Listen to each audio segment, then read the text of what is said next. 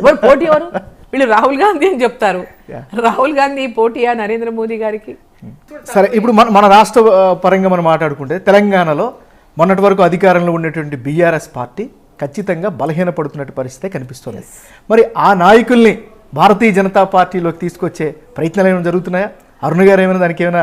లేదు, తప్పకుండా. ఇప్పుడు భారతీయ జనతా పార్టీకి ఆ పార్టీలో ఉన్నటువంటి నాయకులు మా పార్టీలోకి వస్తే పార్టీకి లాభం జరుగుతుంది, ప్రజలకు లాభం జరుగుతుంది అన్నప్పుడు తప్పకుండా వాళ్ళ గురించి ఆలోచిస్తాం. దాంట్లో ఏమి ఇది లేదు.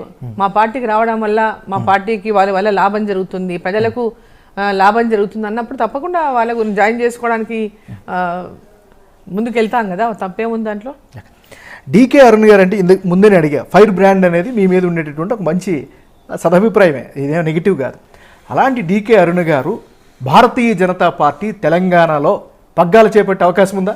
అది జాతీయ పార్టీ ఆల్రెడీ ఒక అధ్యక్షుడిని ఎన్నికల ముందు కొత్త అధ్యక్షుడు కిషన్ రెడ్డి గారు ఇప్పుడు ఉన్నారు.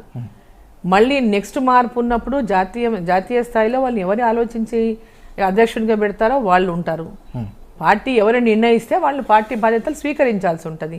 అవకాశం నాకు వస్తే, పార్టీ నాకు ఇస్తే ఆ రోజు అవకాశం వస్తుంది, అవకాశం ఉంది అన్నప్పుడు అప్పుడు దాని గురించి మాట్లాడదాం. ఇప్పుడు దాని గురించి మాట్లాడడం అసందర్భం. అంటే అరుణ్ గారు అంటే చిన్న నాయకురాలు కాదు, చాలా పెద్ద నాయకురాలు, అందరికీ తెలిసినటువంటి విషయమే. రెండోది, ముఖ్యంగా మీ పార్టీ నాయకులు కావచ్చు లేదా సామాన్యులు ప్రజలు కావచ్చు మిమ్మల్ని ఆ పదవిలో ఎక్స్పెక్ట్ చేస్తున్నారు. సో వాళ్ళకి మీరు ఏం సమాధానం చెప్తారు? వాళ్ళు ప్రశ్నగా నేను మీకు అడుగుతున్నా. నో, ఈ సమయంలో అది అసందర్భమైంది అంటున్నా. ఇప్పుడు అధ్యక్షుడు ఉన్నారు, రీసెంట్లీగా అధ్యక్షుడు నియమించబడ్డాడు. అధ్యక్షులు ఒకసారి నియమించబడ్డ తర్వాత 3 years ఉంటారు. 3 ఏళ్ల తర్వాత పార్టీ ప్రతి ఒక్కరి టర్మ్ 3 years మినిమం ఉంటుంది.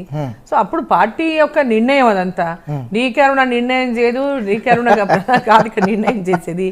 ఆ రోజు పార్టీ మార్పు చేస్తుందన్న సమయం లోపల దాని గురించి మనం మాట్లాడితే బాగుంటుంది. ఇప్పుడు అది అంత అవసరమైన సబ్జెక్ట్ కాదేమో. మరి ఇప్పుడు